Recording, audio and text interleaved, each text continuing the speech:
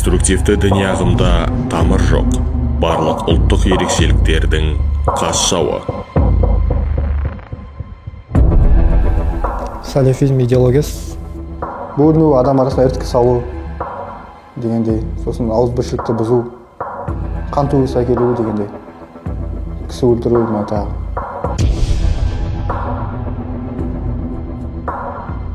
Үстемдік құрғысы келетін идеология тек қан төгіске итермелейді. Қоғамды рухани әлсіретіп, моральдық құлдырауға тірейді. Жақтастарының санасын соқыр етеді. Адамның рухын аздырып, намысын тоздырады. Бұған тірі тозақ жайында күн кешіп жатқан Тұрланның өмірі дәлел.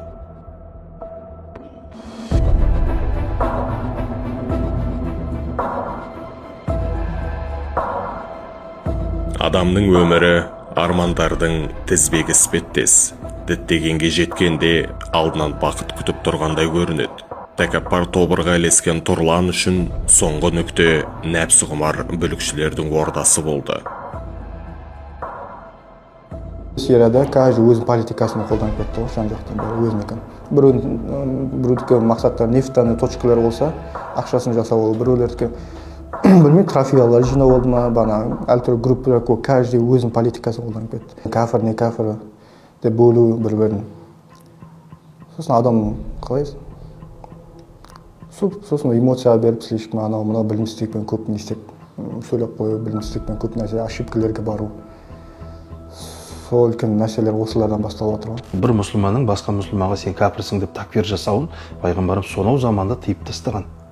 Такфиризмнің қауіптілігі біріншіден ол мұсылман адамды діннен шығарып жіберу, яғни кәпір деп санау. Түбі қайда апарады? Такфиризмді уағыздап, насихаттап жүргендердің мақсаты жаңағы сол теракт жасайтын экстремистерді өзінің еліне, өз халқына қарсы қойып қою. Пайғамбарымыз көп хадистерінде айтып кеткен, бір мұсылман басқа мұсылман қол көтермесін, ауыр сөз айтпасын деп мысалы. Ал енді оның байлаулы тұрған қолын шешіп жіберу үшін мысалы не істеу керек? Ол мұсылманды оған кәпірға көрсету керек. Яғни терроризмге жол ашылатын жолдардың бірі осы такфиризм арқылы. Радикалды ұйымдарда топырақ жоқ, мәдениет жоқ, бағдар жоқ. Тек жалған ұрандарының жаңғырығы қатты. Жақтастарына көрсетер доңай баты күшті. Бүлікшілердің тепкісі мен езгісін көрген Тұрлан алыстағы бақыт деп алдамшы сағымға арбалғанын ұқты. Білім алу керек. Білім ала келе, білімсіз надан болған түсінеді. Ол бірінші очередь білім керек. Екіншіден эмоцияға бермей. Эмоцияға бермеуге, көбі эмоциямен пайғамбарымыз саллаллаху алейхи ва саллям айтады, ашу шайтаннан дейді. Эмоцияға бересің де кейін басын тұсап отырасың дегендей ғой. Сақалдылар біреу наркоман болып кетіп жатыр, біреу тағы ұрлыққа түсіп кетіп жатыр. Алпауыт күштер бар, енді батыстық, басқа да үлкен транснационалдық компанияларды түрлі идеологияларды таңып жатыр. Қоғамдағы әлеуметтік теңсіздік пайдаланылғысы келеді. Экстремизм, терроризмде айыпталып немесе сотталған негізінен қарап отырсаң 25-30 жас аралығындағы жастар. Көп пайыз соны құрайды. Бұл нені білдіреді? Мәдени, әлеуметтік немесе білім беру мекемелеріндегі жіберіп жатқан олқылықтарымыз. Тұтас адамзат баласын біріктіретін құндылық дін. Сондықтан сыртқы күштер көзі түскен аймақты ойрандау үшін дінді мүдделеріне пайдаланады. Ал ілімі таяз жастар сол тұзаққа түсіп жатыр. Сорақысы бұл үрдіс, үдемесе тоқтар емес. Себебі интернет экстремистік және террористік ұйымдардың ақпараттық қызметінің негізгі алаңына айналды.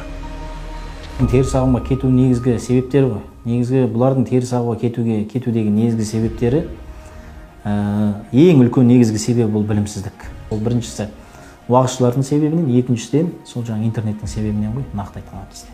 Тұрлан өзінің жаңағы сол жердегі жихад мәселесін, такфир мәселесін түсініп отыр. Ол жаңағы мойындап отыр қателігін. Тұрланға негізгі беретін бағам қазір енді қалыпты позициядағы адам, дәстүрлі деп айтса да болады. Басқа да теологтар сондай шешімге келіп жатыр ол жайында. Абай Құнанбаевтың сөзі бар ғой. Білет түскен орға екінші рет түспейді дей ме, ақылды адам. Сол сияқты білет кемшілік жасаған адам екінші рет барып не істемейсің ғой, басын соқпайсың ғой сол жерге. сол сияқты енді қайттан тағы үлкен бір ошибкалар орнап қалыш үшін білім алу керек дегенде сол өзім сол барымша теологтардан білім иелерінен нұр мүбарактан білім алған ақ ниеттің имамдарынан өзімде ішінде сомнение болмас үшін бастан сұрақ қоямын, сабақ аламын, білім аламын. Тұрланның абақтыдағы өмірі күңіренген күздей. Жағдайын сұрап келер анасы жоқ.